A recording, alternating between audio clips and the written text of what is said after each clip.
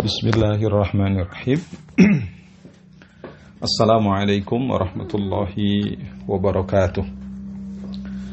Alhamdulillah alladzi arsala rasulahu bil huda wa dinil haqqi yuzhirahu 'ala dini kullihi wa kafa billahi shahida.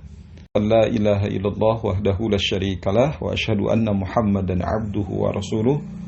Allahumma salli ala sayyidina Muhammadin wa ala alihi wa ashabihi ajma'in. Bapak-bapak, ibu-ibu, jemaah Majelis Ta'lim Al-Mustanir yang diridhoi Allah Subhanahu wa ta'ala. Alhamdulillah, izin Allah kita bisa berjumpa. Mudah-mudahan Allah Subhanahu wa ta'ala memberikan kekuatan iman dan amal soleh buat kita. Dan mudah-mudahan kita menjadi hamba-hamba Allah yang senantiasa mampu melakukan kebaikan setiap saat. Karena kebaikan-kebaikan itulah yang akan meneguhkan di hadapan Allah Subhanahu wa ta'ala. Amal soleh itulah yang akan menenangkan hidup kita. Amal soleh itulah yang akan membuat kita bahagia di dunia dan di akhirat. Hari ini insya Allah kita akan membahas amaliyah penghapus dosa. Amal-amal apa saja yang bisa kita. Ya, secara teks yang disebutkan di dalam hadis. Walaupun kita tahu secara umum seluruh amal soleh yang dilakukan oleh kita itu bisa menghapus dosa kita. Jadi amal soleh apapun yang dilakukan oleh kita itu bisa menghapus dosa yang pernah kita lakukan. Kita ingat bahwa anak Adam ini nggak ada yang tidak berdosa, ya, kecuali para nabi tentunya, karena mereka adalah al-ma'sum. Orang-orang yang dijaga Allah dari kesalahan. Para nabi itu tidak berdosa. Suci. Maksum. Ya. Tapi manusia biasa itu bisa berdosa. Nah, tetapi kebaikan-kebaikan yang dilakukan oleh manusia itu bisa menghapus dosa. Ya, di dalam salah satu hadis Rasulullah SAW mengingatkan pada kita, kullu bani Adam khata'un. Semua anak Adam ini bisa melakukan kesalahan. Bisa melakukan dosa. Khata'in at-tawabun. Dan sebaik-baik orang yang salah itu adalah yang bertobat kepada Allah Subhanahu wa ta'ala. Maka tobat itulah yang akan menghapuskan seluruh kesalahan kita, seluruh dosa kita. Sebab orang tobat itu dia kembali kepada Allah. Nah, tentunya dengan syarat-syarat tobat yang oleh para ulama. Yakni dia menyesal dari perbuatan yang pernah dilakukannya itu, berjanji tidak kembali lagi, dan tentunya mengisi hidup dengan amal soleh. Nah, di dalam Al-Quran ada satu ayat yang menjelaskan tentang bahwa kebaikan yang dilakukan oleh kita itu menghapus dosa. A'udzubillahi minasyaitonirrajim wa aqimis shalah tarafain nahar. Dan dirikanlah salat pada kedua tepi siang. Wa zulufa minal lail. Dan pada bagian permulaan dari malam. Innal hasana. Sesungguhnya kebaikan-kebaikan itu, kebaikan yang dilakukan itu yudhibnas sayyi'at. Ya, yudhibnas sayyi'at. Bisa menghilangkan keburukan-keburukan, bisa menghapuskan dosa. Dzalika dzikra lidzakirin. Dan itulah peringatan bagi orang-orang yang ingat. Nah, Bapak Ibu, ini secara umum di dalam Al-Qur'an, jadi kebaikan yang dilakukan oleh manusia itu bisa menghapuskan dosa. Nah, di dalam salah satu hadis kita menemukan, jadi melakukan kebaikan ini yang pertama ya, ini bisa menghapus dosa kita. Ada hadis riwayat Imam Ahmad ya, dari Mu'ad. Annahu qala, ya Rasulullah, awsini. Wahai Rasulullah, awsini. Berikanlah wasiat kepadaku.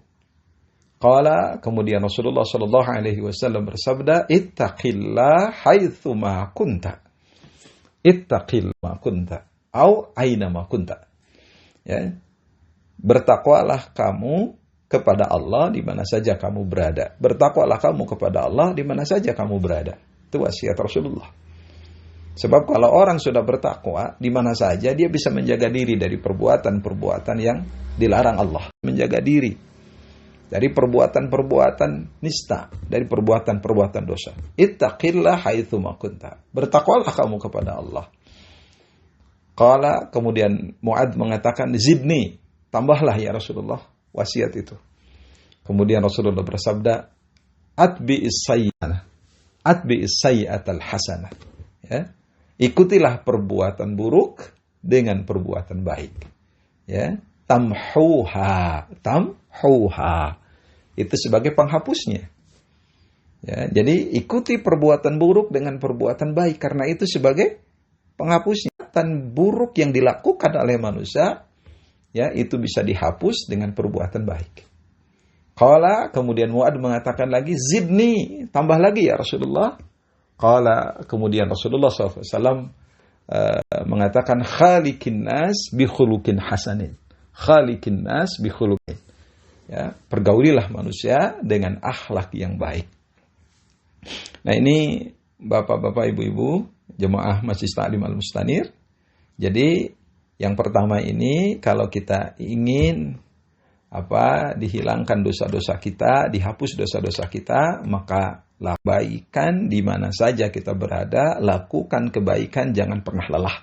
Innal hasanat yudhibnas sayyi'at. Itu dalam surat Hud ya, ayat 114. Sesungguhnya kebaikan-kebaikan yang dilakukan oleh manusia itu bisa menghapuskan dosa-dosa yang dilakukannya. Ya, tadi hadis Rasulullah, atbi'is hasanah tamhuha. Ikutilah ya perbuatan dosa kalian itu dengan kebaikan. Tamhuha, maka kebaikan yang dilakukan oleh kalian itu sebagai penghapus keburukan yang pernah dilakukan. Nah, oleh karena itu, jangan pernah kita bosan untuk terus melakukan kebaikan, jangan untuk terus melakukan kebaikan. Dan kebaikan ini luar biasa. Ya, fastabiqul khairat. Ya, hendaklah kita berlomba-lomba melakukan kebaikan. Apa saja. Kita punya prinsip ingin melakukan kebaikan.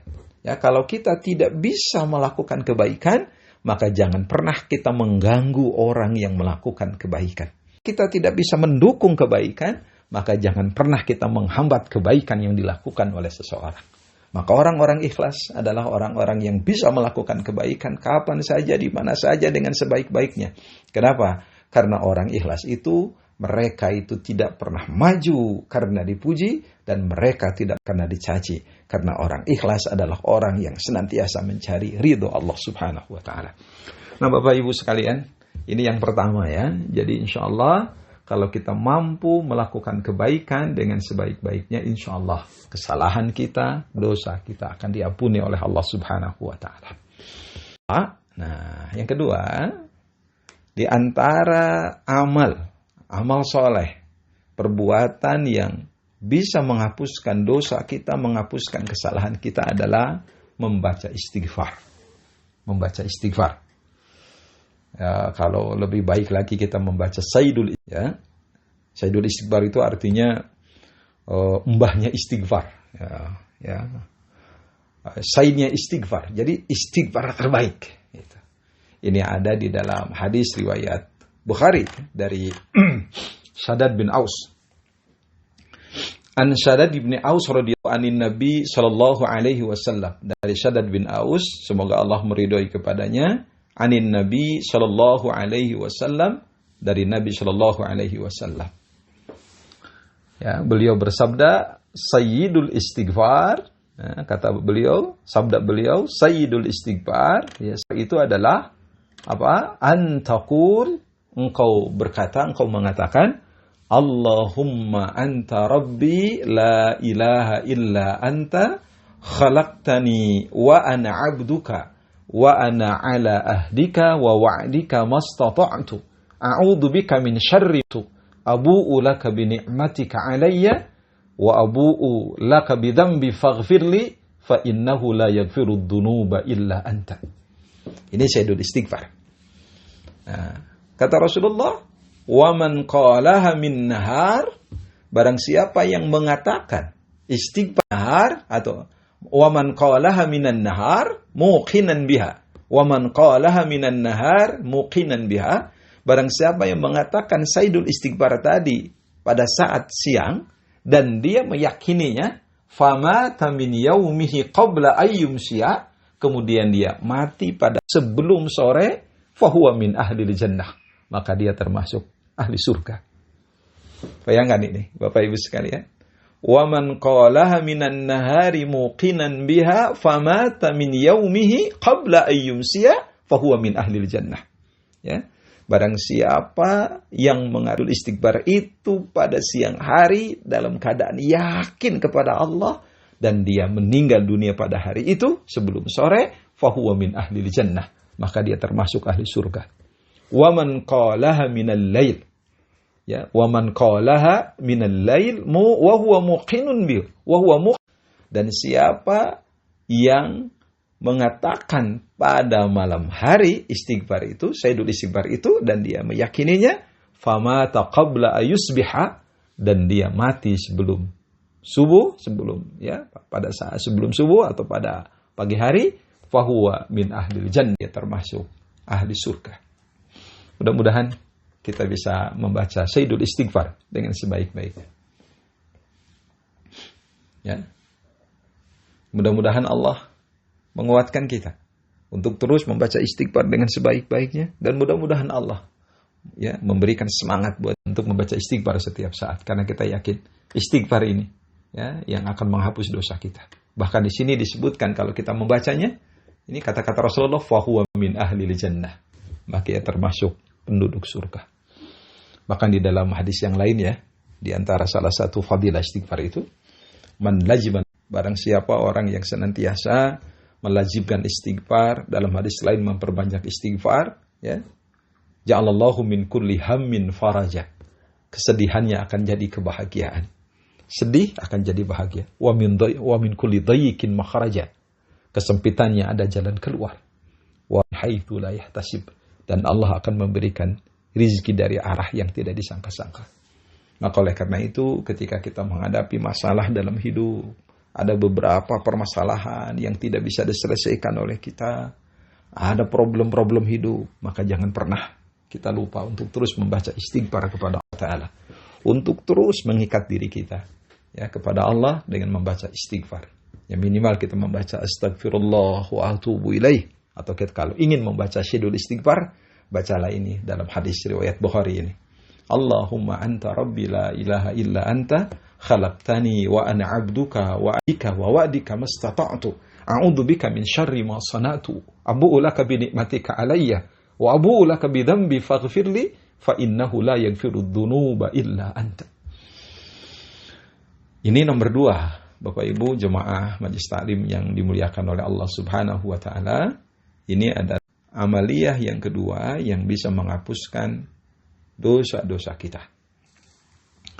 Kemudian amaliyah yang nomor 3 adalah sholat 5 waktu. Nah, ini sholat 5 waktu. Sholat 5 waktu yang dilakukan oleh kita, insya Allah akan dibebaskan dari dosa. An Abi Hurairah, dari Abi Hurairah radhiyallahu anhu. Semoga Allah meridai kepada Abu Hurairah. Abu Hurairah itu kalau tidak salah nama aslinya adalah Abdurrahman bin Sakhr. Beliau disebut beliau ini bapaknya kucing, jadi sangat cinta kepada kucing kecil. Annahu sami'a Rasulullah sallallahu alaihi wasallam, sesungguhnya ia mendengar Rasulullah sallallahu alaihi wasallam yaqul, Rasulullah bersabda. Abu Hurairah mendengar Rasulullah bersabda, ara'aitu, bagaimana pandangan kalian? Sabda Rasulullah, ara'aitu, bagaimana pandangan kalian? Lau anna naharan, seandainya ada sungai, bibabi ahadikum, di depan rumah salah seorang di antara kalian. Yaghtasilu fihi, mandi di sungai itu, kulla yaumin, pada setiap hari, khamsan, 5 kali. Ma taqul, apa pendapat Anda? Dzalika yubqi min daranihi, apakah masih tersisa dari kotorannya? Qalu, para sahabat mengatakan, la yubqi min daranihi, pasti ya Rasulullah, kotoran itu tidak akan tersisa, nempel sedikit pun. Qala, kemudian Rasulullah sallallahu alaihi wasallam bersabda, fadzalika mithlus salawatil khamsi yamhullahu bihil khataya. Itulah perumpamaan salat 5 waktu, menghapus dosa-dosa dengan salat yang dilakukan itu. Hadis riwayat Bukhari. Jadi kita harus memiliki semangat untuk terus melakukan salat 5 waktu, karena itu adalah penghapus dosa yang dilakukan oleh kita. Jadi kalau kita berdosa, ada zuhur, dihapus oleh sholat zuhur.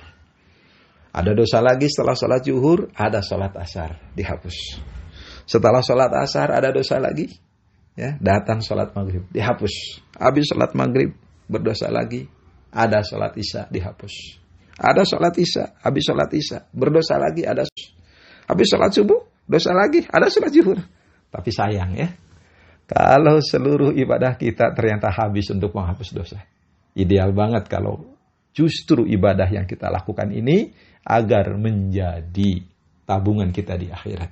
Jadi jangan sampai kita gemar melakukan dosa, overconfident beramal soleh. Nah, ini yang bisa jadi dosa kita tidak akan dihapus oleh Allah. Karena kita overconfident. Nah, kita sedang menjelaskan ini. Ada beberapa amal yang bisa menghapus dosa kita. Nah, salah satunya yang nomor ini adalah sholat yang dilakukan oleh kita. Ini nomor. Jadi sholat yang dilakukan oleh kita, sholat 5 waktu, ini bisa menghapus dosa yang dilakukan oleh kita, insya Allah. Ya, oleh karena itu, kita berharap dan berdoa terus kepada Allah Subhanahu wa Ta'ala agar kita bisa terus mengerjakan sholat di awal waktu secara berjamaah. Kita berdoa juga seluruh keturunan kita, keluarga kita bisa mengerjakan sholat 5 waktu. Dan ini adalah doa Nabi Ibrahim alaihissalam. Ya, kalau sholat itu tidak memiliki urgensitas, tidak mungkin. Ya, setingkat Nabi Ibrahim berdoa agar dirinya dan keluarganya menjadi orang yang menegakkan sholat. Rabbi ja'alni muqimas sholat wa min dzurriyyati. Ya Allah, jadikanlah aku orang yang menegakkan sholat juga keturunanku. Nah ini. Jadikan aku yang menegakkan sholat juga keturunanku. Nabi Ibrahim saja berdoa kepada Allah agar menjadi orang sholat dan keturunan yang menegakkan sholat. Karena kita tahu, sholat yang dilakukan oleh kita, Bapak Ibu, adalah menjadi salah satu sarana untuk menghapus dosa yang kita lakukan. Dosa yang kita lakukan dihapus oleh sholat yang kita lakukan. Oleh karena itu, ketika kita sholat, kita konsentrasi, kita bertemu dan munajat kepada Allah karena kita yakin dengan dengan sholat yang kita lakukan, dosa kita akan dihapus oleh Allah Subhanahu wa Ta'ala.